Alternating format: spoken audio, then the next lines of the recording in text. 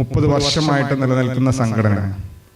ആ സംഘടന അതിൻ്റെ കൃത്യമായിട്ടുള്ള അച്ചടക്കത്തോടു കൂടി നിങ്ങളുടെ എല്ലാ പരിപാടികളും നടത്തുന്നു എന്ന് പറയുന്നത് വലിയ സന്തോഷമുണ്ട്. കാരണം പൊതുവെ നമ്മൾ സംഘടന ഒരു ഘട്ടം കഴിഞ്ഞു കഴിഞ്ഞാൽ അതിൻ്റെ എന്താ പറയുക, വ്യക്തി അധിഷ്ഠിതമായിട്ട് താല്പര്യങ്ങളെല്ലാം അതിന് മേലെ വന്ന് സംഘടനയുടെ താല്പര്യം താഴേക്ക് പോകുന്ന ഒരു സ്ഥിതി നമ്മൾ പൊതുവിൽ കണ്ടുവരാറുണ്ട്. ഏതായാലും ഈ ഒരു സംഘടന അത് വളരെ കൃത്യമായി തന്നെ അത് പാലിച്ച് അതിൻ്റെ സംഘടനാ ചട്ടങ്ങളിൽ നിന്നുകൊണ്ട് മുന്നോട്ട് പോകുന്നുണ്ട് എന്ന് അറിയുന്നതിൽ വലിയ സന്തോഷം.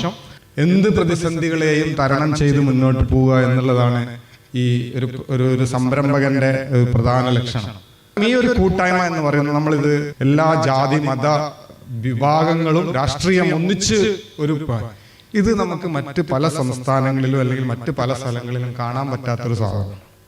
എവിടെ പോയാലും വലിയ രൂപത്തിലേക്ക് എന്താ പറയുക, മതിൽ കെട്ടി വേർതിരിച്ച് നിൽക്കുന്ന ഒരു കാലഘട്ടത്തിലൂടെയാണ് നമ്മൾ കടന്നു പോകുന്നത്. അത് കേരളത്തിന്റെ മാത്രം ഒരു പ്രത്യേകത.